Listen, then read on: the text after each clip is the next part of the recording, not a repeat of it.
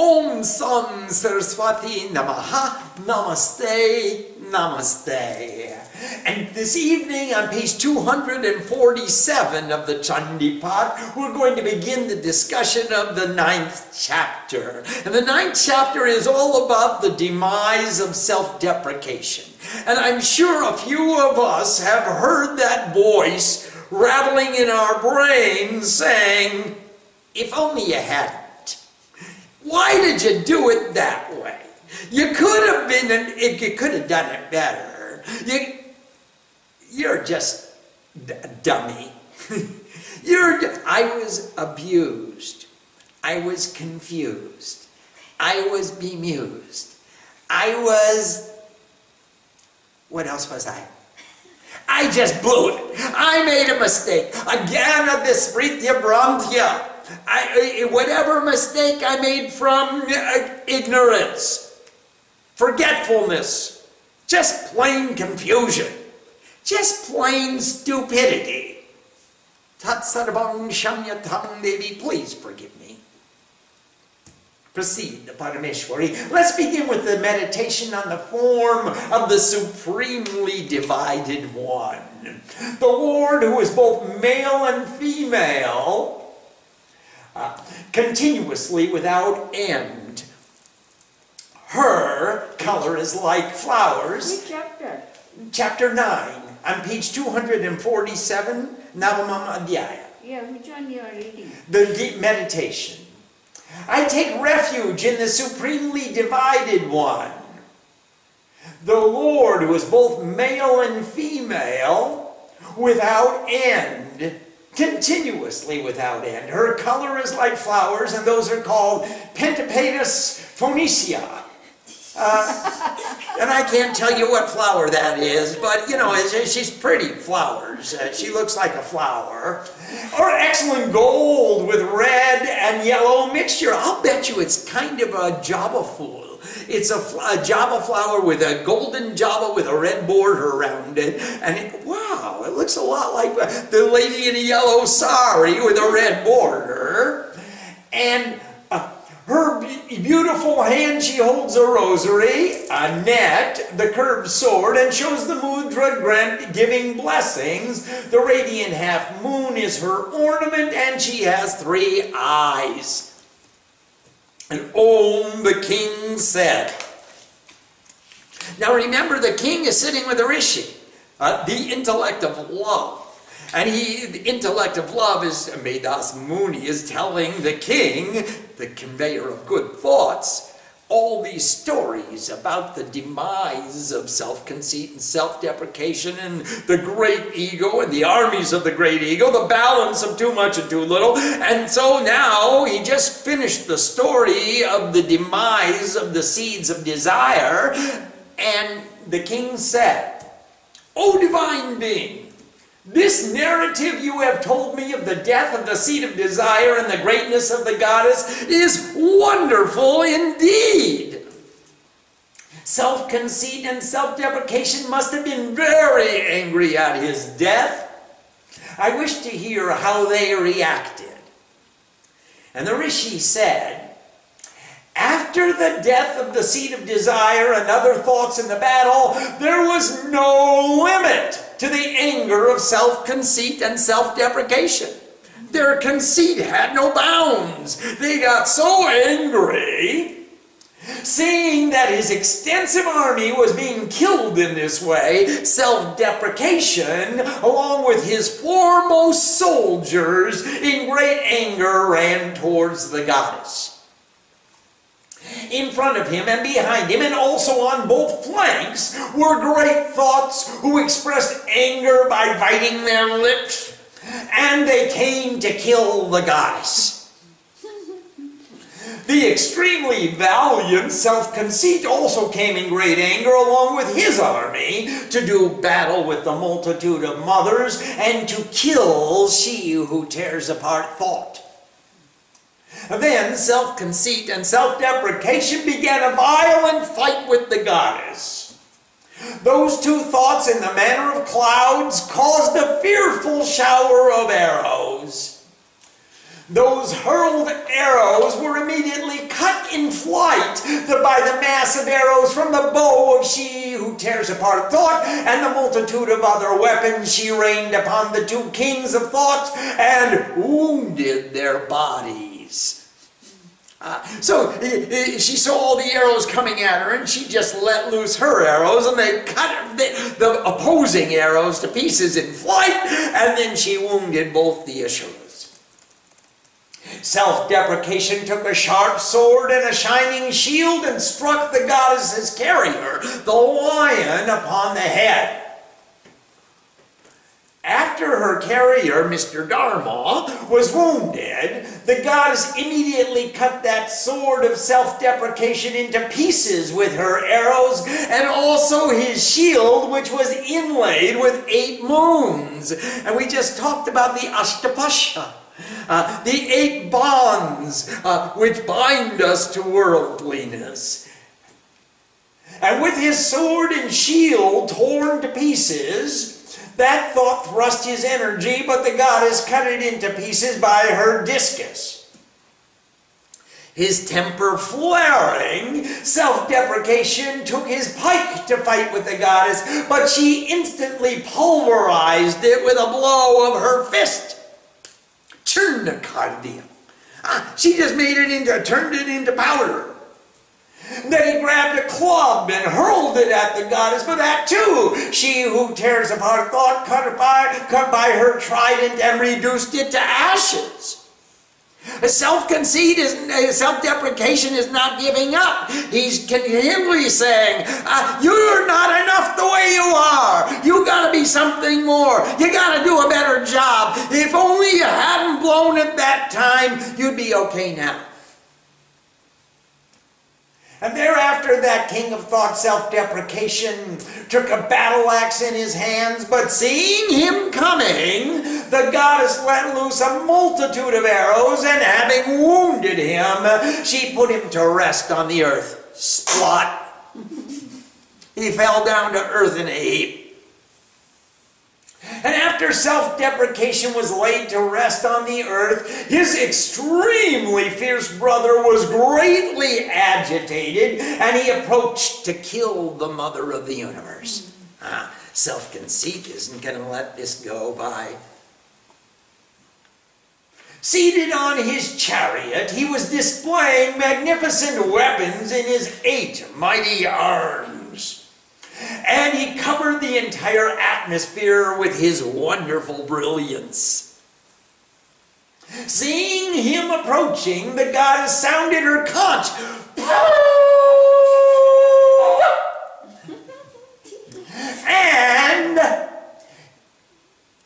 and made an excessively unbearable noise along with the twang of her bowstring.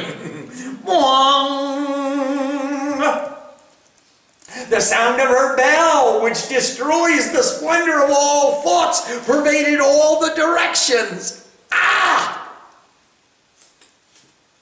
Thereafter the lion gave a great roar, hearing which even the greatest kings of elephants lost their pride, and the hum of the roar filled the earth, the atmosphere, and the 10 directions.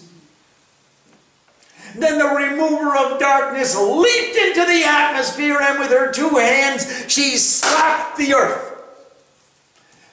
And from this there was such an excessive noise that the preceding sounds became quiet. Thereafter, she for whom consciousness is emissary gave a great hoarse laugh,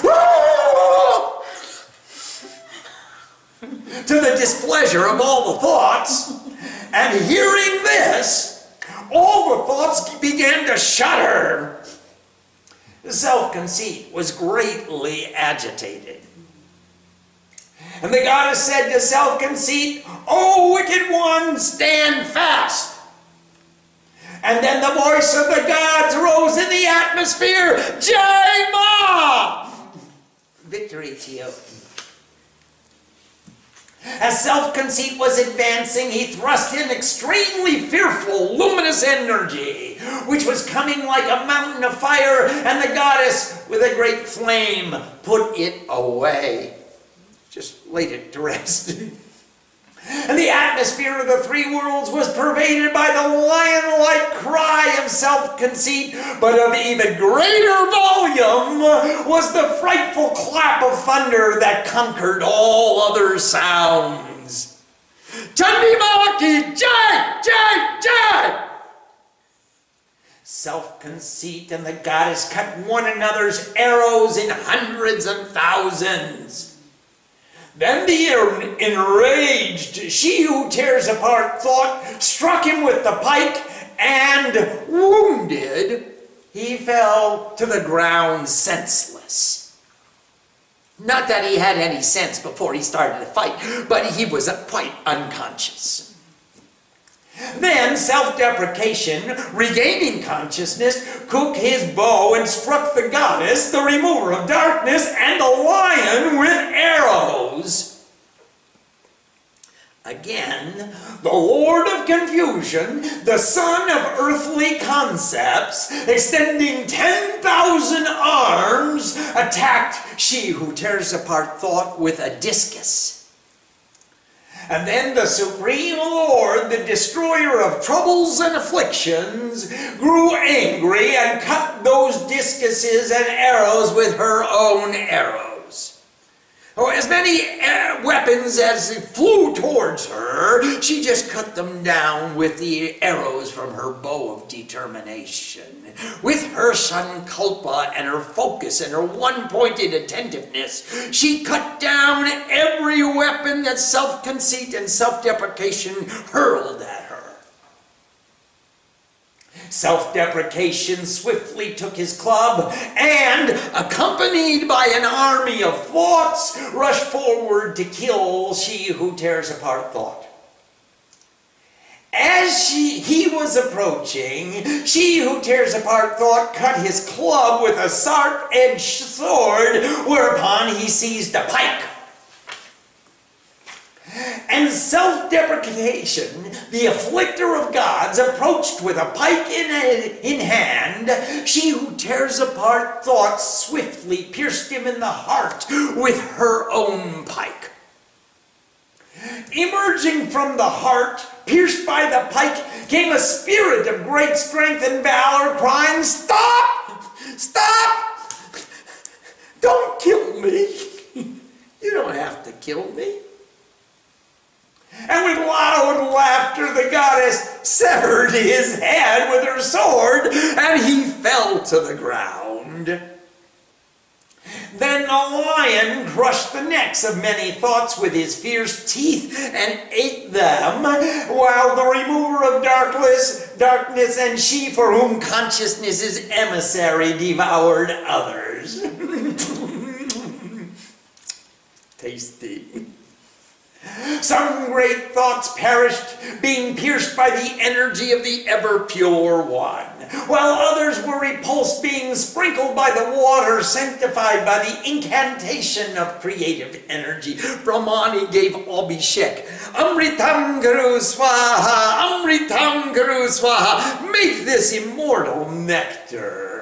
Others were cut by the trident of the energy of the great city of all and fell, while others were ground to powder by the snout of the most excellent desire of union. Confusions were cut to pieces by the discus of the energy of the consciousness that pervades all, and others by the thunderbolt hurled from the palm of the hand of the energy of the rule of the pure. Some thoughts perished and other thoughts fled from the battle, while still others were eaten by the remover of darkness, she for whom consciousness is emissary, and the king of beasts, the lion, Dharma, the conveyance of the goddess, Om. Oh, Swamiji, this chapter, every stanza has a very subtle meaning. Could you explain? Yes, Mother, I can explain every subtle meaning of every word on every page. Where do you want me to start? A slap the hand. Slap the hand. What the meaning of Karolta Karpishtabam Gastraya. Purify. Purify is the slap of the hand. And every time we slap our hands together, we clap our hands, we do turi, we do fat, fat, fat, fat, fat, and we do Abhishek. We do sprinkling the holy waters with the incantation of the Abhishek mantras. These are the subtle meanings of all the actions and kriyas and mudras that we demonstrate in the pujas are the referred to in the worship, in the meeting the demise of self-deprecation. Okay? Do you have other questions? No, I think everybody has question. Ask everybody every. All right. Or we could do the next chapter if you like. I think this has lots of meaning. It has lots of stuff here. Okay, let's see if there are any questions. Om Sam Saraswati Namaha Namaste. Let's see if there are other questions. We have a question from Nanda in San Jose. Namaste Nandama. Dear Swamiji, we talked about the goddess vanquishing the asuras and good overcoming evil, but it seems that evil is well thriving and alive in this world. It seems we are considered naive to even believe in decency and goodness, which are nice on paper but not in practical life. What am I missing? You're missing is the fact that we're not purifying the world just now. We're purifying ourselves and your world. And if you can't change the entire world, well, change your own world. And you are Brahma. You are Vishnu. You are the Deva Maheshwara. You are the Divine Mother. And if you become the Divine Mother, your world will be filled with purity and clarity and correct understanding. So let's leave all of this outside world apart. They are living in Kali Yuga. Let us live in Satya Yuga, and then we can see how much we can purify. Remember the story of darkness and the sun. When darkness complained to the Lord, the sun is always chasing me. And the Lord called the sun and said, why are you always chasing darkness? And the sun replied, I have never seen darkness. You please bring him and show him to me, and I promise not to chase him away. In the same way, Nandama become the sun, and then we can think, what is this world becoming? What is the world following your example? Or is it that our example is not sufficiently strong enough to influence the world? We can influence those within our specter of influence, the circumference of our capacity of influence. Yes, please. We have a question from Nick in San Francisco. Namaste, Nick in San Francisco. Namaste, Lara. Namaste. I sometimes hear sounds during meditation. A deep humming vibration, sounds of a bell, or the sounds of roaring like wind. Are these the sounds that the mother uses to destroy the army of thoughts, or is it not related? No, they are very much related. You are listening to the sounds of chapter 9. So please continue to listen to them and make them more pronounced, more defined, more vibrant, more greater volume. And listen to those sounds. Close your ears, close your eyes, close off all your senses, look deeply inside and listen to the sounds of the battle. She is fighting on your behalf. We have a question from Ambika. Namaste, Ambika. If we are living in Kali Yuga, can we still live internally in the Satya Yuga? How do we do that? The way we do that is we carry our Satya with us wherever we go. Just follow Srima. She goes around the world and you'll see she's always in Satya Yuga, no matter which place she visits. No matter what circumstances I find myself, she remains in Satya Yuga. It is possible. We have a question from Swarupananda. Namaste, Swarup. Pranam.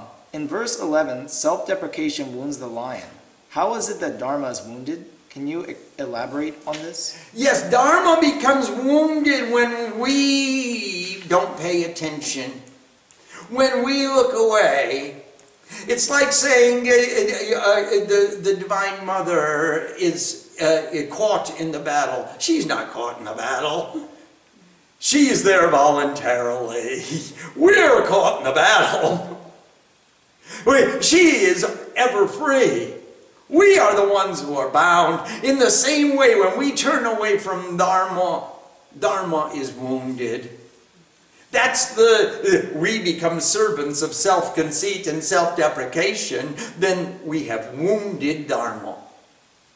Otherwise, Dharma is always the same. It's just the image that we reflect upon Dharma. We have a question from Elise. Namaste, Elise. In the armor of the goddess, it said whatever desires one contemplates, he or she attains without a doubt. But how does this compare with in the Chandi, where desires are falling from rock to beach and being produced and then eaten by the goddess? Well, that's how they are attained. They attain complete fulfillment. They no longer cease to bother us. It doesn't mean you get everything you want. It means that you get everything she wants, or you forget about it. You surrender to the will of God, and you forget about the desires, and the desires are no longer obstructions which pull you back away from whatever desires an individual contemplates are fulfilled completely. That is, either you get it if she wants to give it to you, or you forget it. And she takes the desire away from you, and it no longer bothers you. So if you pay attention to the Divine Mother, then the desires are fulfilled. Either you get what you want or you get what she wants. And sometimes the two come into harmony and we both want the same thing. And that's when it's really nice. When thy will be done is in accordance with what I want. I really want thy will be done. We have a question from Vivekananda. Namaste, Vivek. Namaste. What is the significance of self-deprecation's shield having 8 moons? It has 8 illuminations of devotion to the bondage of the soul. 8 different ways in which we call them ashtapash. And these 8 different bombs which continually keep us there. Do you have them written down? Swamiji, it's a grina, Grina, hatred. lajja, Shame. and then bhai, Boy, fear. shanka, Shanka, doubt. and then there is agyan, Again, ignorance. and so there's one fault finding, Huh? fault finding. There's a Fault finding. fault with Dosh. others. Dosh. Ah, dosh. Finding fault with others. Then jati abhiman, Proud of my position in life, my status, my Brahman birth. then kul abhiman, I'm proud of my family. I come from a very wealthy, successful family that owns a lot of stuff. that's it. And those are 8. Those are the 8 bonds which keep us bound, and each of the moons on the shield of self-deprecation stand for the illumination or devotion to those 8 different kinds of bondages. Yes, please. You talked about the slap with the hand, but Yes. the conch and the discus. Yes. Do they also refer to worship? or- Absolutely. The conch shell, of course, the container of all vibrations, the discus of a revolving time, named excellent intuitive vision. They are blowing on the conscience and ringing the bell of continuous tone and listening to all vibrations of the universe. All the appurtenances of worship, all the tools that we use in the puja, these are all in the Chandi. She uses them too. But Swamiji, what about her horse-like laugh? Or she makes that, how do you make that laugh, Mom? I don't laugh loudly. Well, yes, you used to. Go ahead, can you make that sound for us? No, I cannot imitate. All right. Well, you used to be able to imitate, but today we're a little bit lajagrina boy. Why not you She has a horse-like laugh where she is laughing, she's in derision. She is mocking self-conceit and self-deprecation. She says, you guys are so conceited, you're only thinking about your own selfish selves. I laugh at you because this is really an extremely funny dichotomy that you would think that your own importance is greater than the importance of the Mother of the universe. How could you think such a thought? Yes, please. We have a question from Latha in San Jose. Namaste. Someone else joined us. What is the difference between self-deprecation and humility? Oh, there's a great difference. Humility makes myself humble, makes myself smaller in relation to those who I am with. I'm not trying to claim any special greatness or any special anything that's a special attention should be paid to me because of my status in life or because of the 8 pashas, the 8 bonds that I just recited. I don't need any special recognition. Is humility. And self-deprecation says, oh boy, did I blow it. If only I hadn't done that, I never get it right. It's not good. I'm to be chastised, reprimanded. I'm to be punished for my faulty conduct. And that would be the difference. But he suffered himself. Yes. We have a question from Jennifer. Namaste, Jennifer. Namaste. When we confront an enemy that is continually morphing and shape-shifting when we try to do battle with it, we cannot grasp it, nor can we shoot it with an arrow because it's so subtle and cunning. How do we fight it? What weapon do we use? Mother! Yeah. Call upon the Mother. You are not authorized to do battle. You are not the fighter. She is champion of us all. So Jennifer, call upon Mother and let her win the fight on behalf of us all. You need not go to battle. You just pray.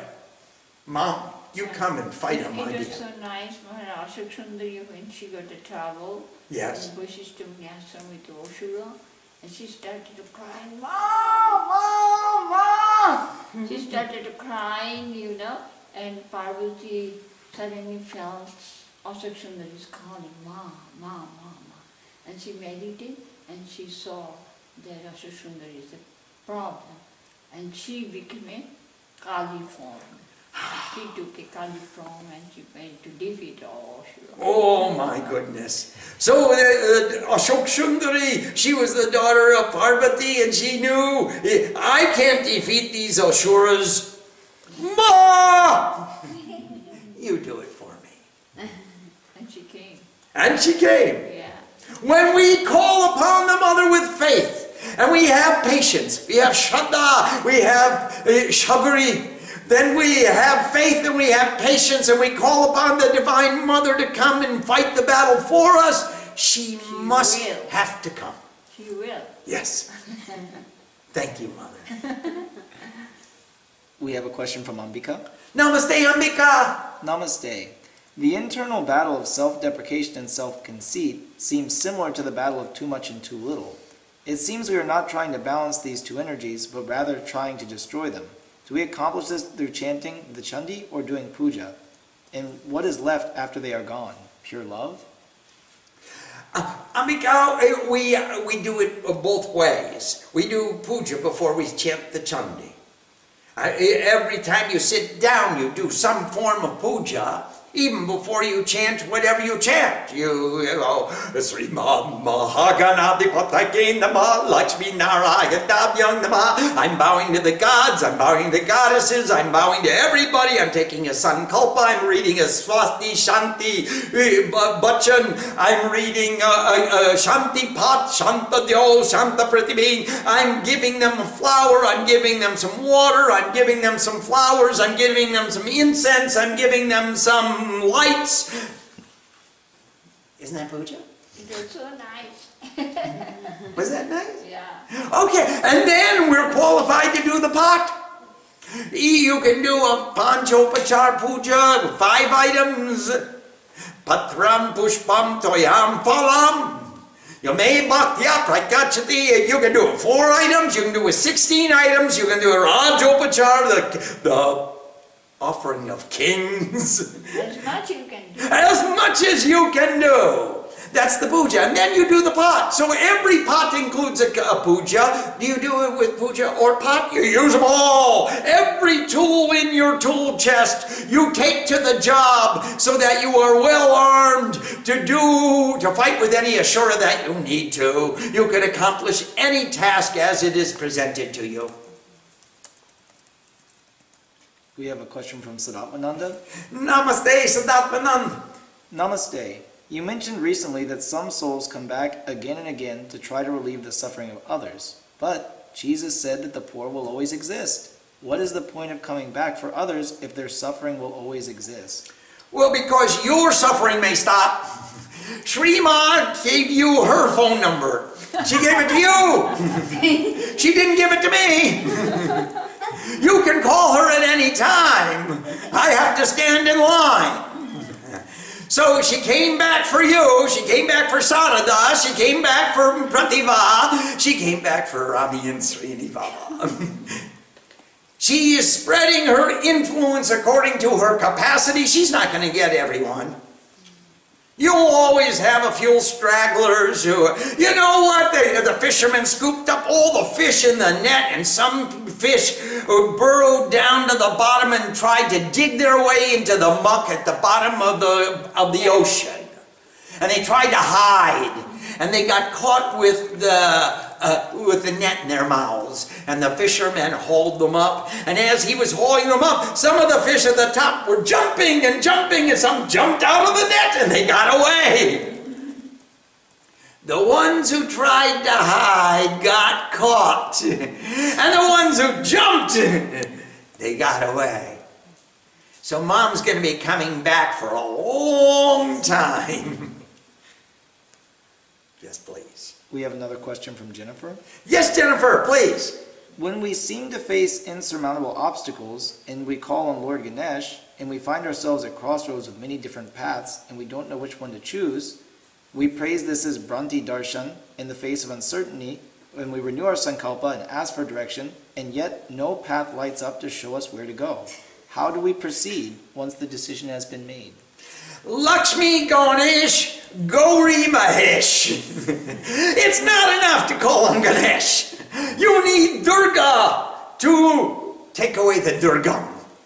You need Durga to remove all the confusion. You need Gauri to illuminate your life. You need Lakshmi to define your goal. You need Saraswati to empower you to achieve it. You need Brahma, Vishnu, and Maheshwara. That's why we have all the different forms of divinity, Jennifer, so that we can find a way to extricate ourselves from the abyss, the abominable abyss of not knowing where to go, of being stuck in our confusion without knowing where to go. So we have so many forms of divinity, and when all of those, if they don't all work for you together, then ask your guru. Gu karas twanda karas charu karas tejas uchate. The syllable gu Ru is the darkness, and Ru is the illumination in the darkness, and your guru, Shri Ma, the mother of respect, the mother of the perfection of peace in your heart and your mind, she will give you insight into your situation and give you options and alternatives so that you can make a wise election of all the different paths that are available You to you. cannot make only one action. You can't make only one action. No. No, you will have to make many actions.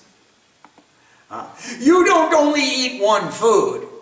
I do. But you won't eat only one food. You put a little tomato with your lettuce and probably a piece of cucumber too. You don't eat only lettuce. When I was eating only lettuce, Srima's mother came and said, he eats like a goat. I can't eat with him. He eats like a goat. You don't eat only lettuce, you put a little bit of cucumber and a radish and a big piece of tomato in your salad too. And you eat all kinds of different things in the same way. You can't call only Ganesh.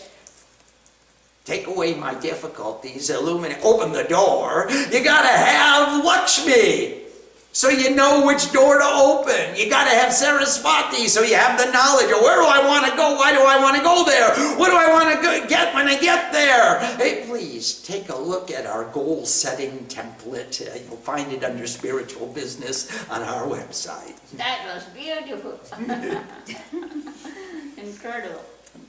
We have a question from Julia. Namaste, Julia Ma. Namaste. We are so incredibly grateful that we are here again with you and Ma in good health teaching us. Thank you. Question. Over many years of helping women to discover their true selves, I have seen how many, when they are rising up from self-deprecation, can get stuck at the level of self-conceit rather than understanding how to be full of their great and humble divine self. What to do? That's in the next chapter. I'm sorry I can't answer that question tonight. First we're going to extricate ourselves from the bonds of self-deprecation. And then we will handle self-conceit. But I'll give you a little hint. And the hint was in our table of contents, which was the Brahmadi Shapa Vimochanam. We found that Jati Rupenya Shamstita is the Bij mantra of self-deprecation. Knowing that I'm one with all beings born. Knowing that all beings in manifested existence also have the same limitations as I do. And remembering that I am a being of creation and forgiving all the beings of creation for their inadequacies as I would have them forgive me for my own. This is the bhavana with which we conquer self-deprecation. I am one with all creation. In the next chapter, the Bij mantra is Lam, Laja. And Laja means humility. And with that humility, with that Hri, with that bhavana, that attitude of humility, we can conquer self-conceit because we become truly humble. We give up our self-deprecation by realizing our unity with all of creation. I'm not any worse than any of the others. I mean, look at you guys. How could I be worse than that? I am one with creation and we're all equally inadequate. I have no greater inadequacy than anyone else does. So therefore, I conquered self-deprecation by becoming one with all beings born. I conquer self-conceit by truly adopting humility as the bhavana, the attitude with which I want to communicate. I'm not in business to promote myself. I am in business to promote my mama. Shri Ma is the guru. And remaining as a child, I can control my self-conceit to some extent. To the extent that she allows me to. Those are the two bijas of those two chapters. The two predominant attitudes with which we will conquer those asuras. Jati, jang jati rupena samstita, jati swarupinyati, nishumbha bhavakarinyati, brahma vashishta vishwamitra shapad vibhukta bhava. That jung, that jati, that me, all beings born, I have a unity, and that means that I am no less than the rest. So how can I be stuck in self-deprecation? Lang laja swarupinyati, shumbha bhavakarinyati, brahma vashishta vishwamitra shapabhi mukta baba. That laja, that hri, that's true humility, that feeling, that bhavana of humility where I can control my self-conceit, that causes the demise of self-conceit. It removes the energy from self-conceit, because he's pretty conceited. We have a question from Sadhana Shakti in Seattle. Namaste, Sadhana Shakti. Namaste. It seems that self-deprecation strikes even harder when we're doing actions that are positive in bettering ourselves. Could this mean that it's getting smaller and therefore it tries to strike stronger? Yep, that's exactly what it means, Sadhana Shakti. It means that as much as we strive to come closer and closer and closer to divinity and to illuminate our own divine selves, so much greater is the struggle of the Asuras to say, hey, don't go there. If you kill me, where will you be? How can you get along without an ego? How can you get along without self-deprecation, you dummy? Don't forget me. I am the essence of you. I am the most important part of you, you stupid dummy. Forget all this divinity stuff. Go out there and become a somebody, you nobody.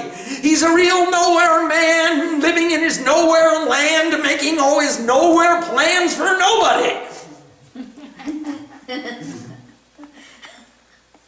So the closer we come to God, the stronger the Asuras put up their defenses. They grab at us and say, don't go there. Don't trust that lady. She's wearing a yellow sari with a red border. I mean, who knows where she's going to take you? What will happen if she says, you surrender to me, and she says, jump? What will you do? What if she tells you the wrong thing to do? She never said that. Of course she didn't. Of course she didn't. But I do.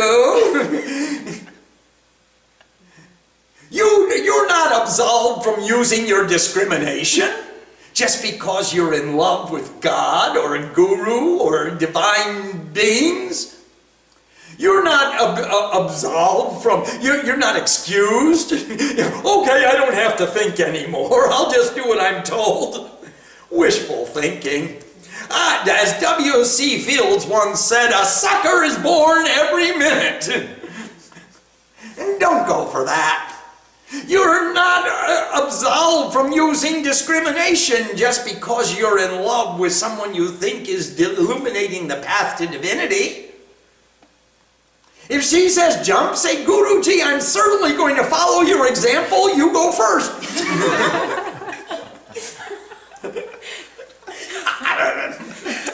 I promise I'm going to follow you wherever you go. I will follow her till we can go no further, following always our divine mother. Yes, please. We have a question from Mosami in Boulder. Namaste, Mushumi Ma. Pranam. During the chanting of the Chandi, in one verse, the Lord of Confusion extends his 1,000 arms and attacks the goddess. And in the next verse, the goddess cuts his discuses with her arrows immediately. In reality, perhaps it takes much longer to cut the confusion and establish the divinity. How can we reach the state so that the asuras come and get destroyed in the next minute? Mushani, in chapter 1, Vishnu wrestled with too much and too little for 5,000 years. They fought. And I want it now. Please. I don't think it's going to come that easily. But what we can do is be ready for that one moment where it comes. And she says, "What do you want?" And you've got it on the tip of your tongue. And you say, "Shud pavitra chirithai vyakulitha ananya bhakti." I want that kind of devotion that brings me into harmony with you right now. For all time. And she says, "Tatastu." And in that instant, you can see an eternity pass. In Kalkasht Ekshana, in that one instant, the entire universe stops. And there is only one reality in this world, and that is the mother of the universe. The divine mother is the one reality. And then in that moment, she is victorious. So Mushomi, we will hope that it happens, that instant happens all the time. But for right now, I'm really happy when it happens, when I sing the Chandi. And I go through the whole thing and I get to chapter 13. She says, "Okay, loudmouth, slow down. What do you want? Why are you making all this noise? Are you going to keep up everybody in the world? Let somebody sleep." And I say, "Mom, I will if you give me pure devotion." And she says, "What?" Say what? Kiboche. Pure devotion. Ah, okay. Eva must do. Thank you. And then we get it in that moment. The pure devotion comes in that one moment. Please. We have a question from Vivekananda. Namaste, Vivek. Namaste. I've been reading a lot about the disciples of Ramakrishna, and it has been very beautiful. They talk a lot about japa and meditation. The Chandi is my sadhana, but I have a strong desire to be able to actually meditate. Does the Chandi lead to success in silent meditation and not watching movies? Should I practice extra japa or more pat or something else? Or should I just be patient? You should just be patient. Just sit down, shut up, and do what you're told. Be patient. You gotta have faith, and you gotta have patience. Shada and Shabri. You need both, faith and patience. But you know what? I was revising my article about Jiddu Krishnamurti today. And you know, he taught about meditation as being free from everything you know. Of being free from the practice of meditation. Of being something different from striving to go into meditation. I'm going to do this much japa and this much top and this much introspection and this much extrospection and all this inspection. I'm going to leave it alone until I come to the place where I am that I am. I am. And it's something separate from all the practices that we do. All the practices that we do, Vivek, will lead you to the precipice. Now, whether you jump or not is up to you. It's not because of the Chandi Path, it's not because of the japa, it's not because of the puja, it's not because of the tap, it's not because of the singing, it's not because of the dancing, it's not because of the philosophical implications of everything that you're doing, it's because of your faith. Faith and love. And your love. It's because of your faith and your love that you make the leap. It's a leap of faith. We have a question from Sadatmananda. Yes, Sadatmananda, namaste. Why did the goddess laugh and kill self-deprecation when he said stop? Because he wasn't going to stop. He was just ordering her to stop. Self-deprecation didn't stop. He was still waging battle. He said, you stop. Don't kill me. I'm going. I want to kill you. I'm your enemy. You stop trying to injure me. Wouldn't it be fun world if we said that to all of our enemies? Okay, stop. Now I get to go. It's my turn. And that's why. We have a question from Ambika. Namaste, Ambika. It seems the key to everything is pure devotion and love. Yes. Do we do sadhana primarily so we can cultivate and remember this? Well, you do sadhana because you have pure faith, pure love. You do sadhana because you have faith. If you didn't have faith, why would you even put one flower there on the altar? Why would you go to the altar? You must have some faith in order to go to the altar. You must have some love, some devotion in order to start. The more you do, the greater your devotion. The more your devotion, the greater your love. The greater your love, the more your surrender. The more your surrender, the greater you achieve. The closer you come to achieving samarpan. I offer myself in equilibrium. Take me, Mom. I'm yours. Or you're mine. Or we're one. Or, how do you want to say it? Shivoham, Tattvamasi, Ayam Atma Brahmam, Aham Brahmashmi. We have a question from Laura. Yes, Laura, namaste. Why is Maha Saraswati the Dhyanam for this episode of the Chandi? What is her relationship to the events of this episode? Well, these three episodes, the beginning, the middle, and the end, are the beginning. It starts with Kali. She is the goddess of Yog Nidra. She's the goddess who takes away the darkness. In the middle episode, we have Lakshmi, who is the goal of all existence. And in the last episode, we have Saraswati, who is the goddess of all knowledge. So Kali took away the darkness. Lakshmi defined our goals, and Saraswati showed us how to get there. She gave us the knowledge by which we could achieve our purpose. And that's why the three girls work together. Em Rim Kalim Chamundai Biche. We have a question from Elise. Namaste, Elise. Namaste. You were talking about the bija mantra for destroying self-conceit. What is the bija mantra for self-deprecation? Jang Jati Rupena Samstita. Being one with all beings born.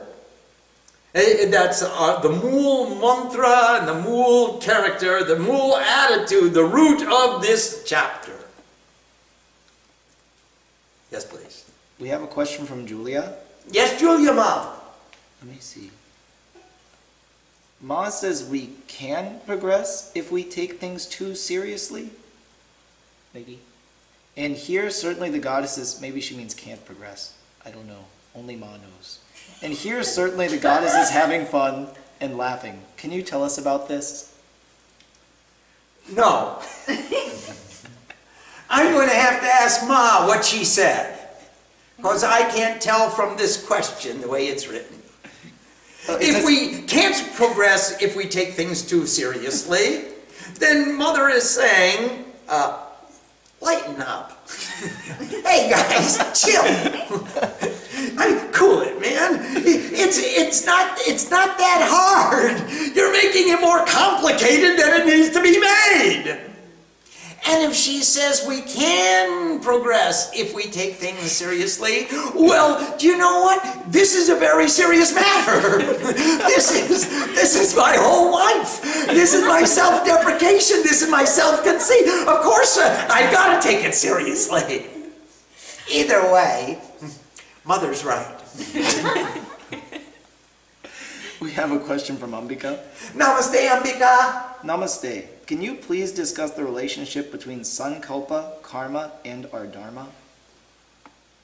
Yes. Sankalpa, Karma and karma, and dharma. Okay. Karma is everything we've got to do. All the stuff that we do. Dharma is all the good stuff that we do. Sankalpa is the definition of my determination to do what I'm going to do. And that's how they work. Karma is everything I do. Good stuff and the bad. Without discrimination. Anything you do. That was karma. Dharma is the good stuff. I plan to serve my guru. I plan to love my mother. I plan to be one with God. That's a good dharma. I plan to live with truth. You do? Well, I am the bliss of truth. Hey, can we live together for a while? And Sankalpa is the firm determination, the definition of my promise to God, I'm going to live with truth. So you can't go away, because here I am, Satya Nanda, the master of the bliss of truth. We just put it on the website today. Shivani did it. Yes, please. We have a question from Nanda in San Jose. Namaste. Is that Nanda different from Lata? No, Swamiji. No! Many aliases.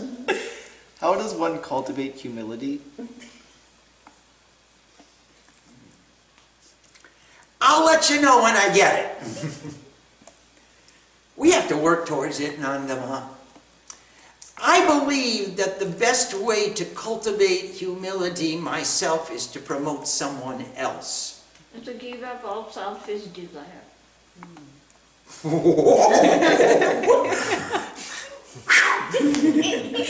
Give up all selfish desire. Promote someone else's agenda. Give up all selfish desire. She hit it right on the, she doesn't mince words, that mother of ours. Yes, please. We have a question from Swarupananda. Yes, Swarup, namaste. We are told countless times and by many beings that spiritual life is simple, that we can change whenever we want. What is this tendency to make it seem so complicated? Oh, I want excuses why I'm not doing it. I know I should be doing it. It's easy to do. It's easier than doing it the wrong way. And yet I want an excuse for my stupid behavior. I'm not doing it. You told me to do it. You told me what I'd get if I did do it. You showed me how to do it. You showed me what you got because you did it. And still I don't want to do it. So I say, oh, I don't understand this. This is pretty complicated. I'm making excuses because I don't want to do it. I've got somebody who writes me 5 times a day saying, well, does that mean I shouldn't be doing it? It's too complicated to do. Always looking for the excuse why I'm not doing it. It's so much easier to keep writing me to say why I shouldn't be doing it. I should be digging a hole over here and there instead of a hole over there. Or I should be trying this instead of trying that. And you know what? It's simple. It's simple. Fall in love with the example that you respect most highly. And follow that example so you can put that example to work in your own lives. And then take that example in your life and try to do what she does so you can get what she got, so that you can be in harmony as she is in harmony, and you'll have a trail of devotees carrying bags of food to go wherever you go so you can pass out prasad in every venue. People that want to follow you.